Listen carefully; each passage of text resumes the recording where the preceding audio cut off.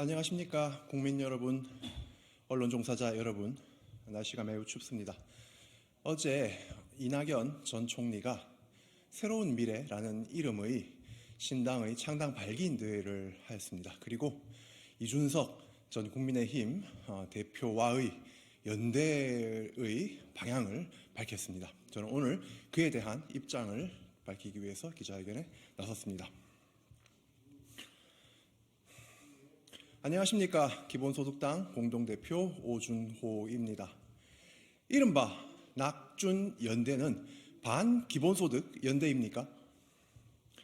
어제 이낙연 전 총리가 가칭 새로운 미래 창당 발기인 대회를 열었습니다.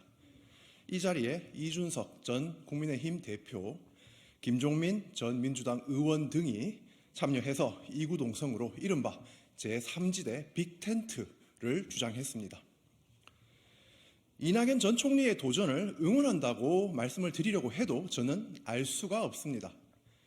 이 전 총리가 민주당 탈당 직전까지 이재명 대표와 그렇게 싸웠지만 이 대표의 사법 리스크를 비판하는 것 외에 어떠한 개혁 정치를 위해서 새로운 당을 만들어야 한다는 것인지 말입니다.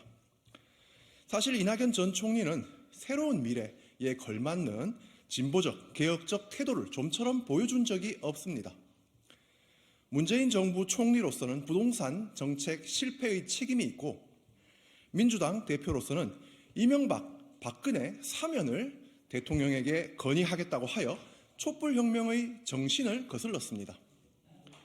이낙연 전 총리는 지난 민주당 대선 후보 경선 과정에서는 이재명 후보와 나를 세우느라 기본소득 정책을 깎아내리는 데 급급했습니다. 기본소득은 돈이 많이 들고 모두에게 주는 건 불공정하다라면서 또 약자를 돕는 것이 복지라고도 했습니다. 현재 윤석열 정부가 말하는 소위 약자 복지와 같은 태도인 것입니다. 또 이 전 총리는 증세 없이도 복지를 늘릴 수 있다라고 했습니다.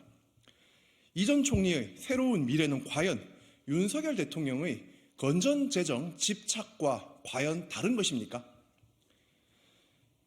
이낙연 전 총리는 이준석 전 국민의힘 대표를 두고 복지와 북한에 대한 입장이 같다라면서 큰 차이가 없다라면서 말했습니다.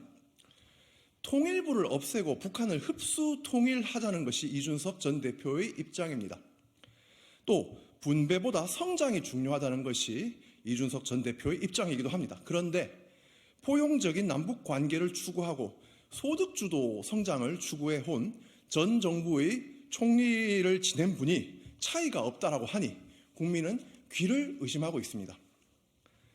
그런데 과거에 이준석 전 대표도 국토보유세, 탄소세 같은 기본소득의 재원 마련 방안을 두고 백성의 고혈 짜내기라고 비난한 적이 있습니다.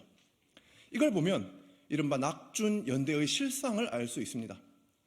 정치적 가치가 하나도 맞지 않으면서 제3지대 부풀리기를 위해 이합집산할 뿐 오로지 통하는 것이 있다면 보편적 복지와 기본소득에 반대하는 것입니다. 그저 반윤석열, 반이재명, 반기본소득이라는 공통점뿐 담대한 사회경제적 개혁의 기획이 없는 이들에게 새로운 미래니 개혁이니 하는 말이 가당하겠습니까? 차라리 나무로 만든 닭이 울기를 기다리는 것과 같습니다. 인공지능혁명, 디지털 혁명기에 기본소득은 점점 필수가 되고 있습니다.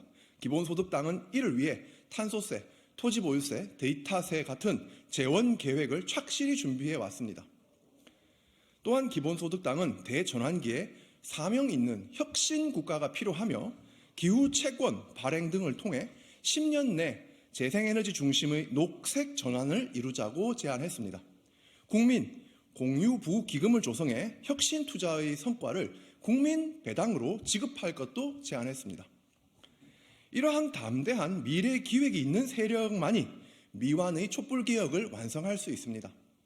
비전도 가치도 없는 이합집산에 미래며 개혁이니 하는 이름을 붙이는 것은 단어의 가치만 떨어뜨릴 뿐입니다.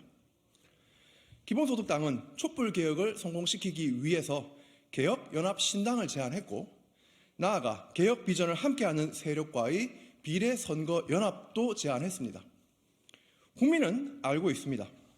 윤석열 정부에 의해 빙산으로 돌진하는 대한민국 호의 진로를 바꿀 정치 세력이 누구인지 말입니다.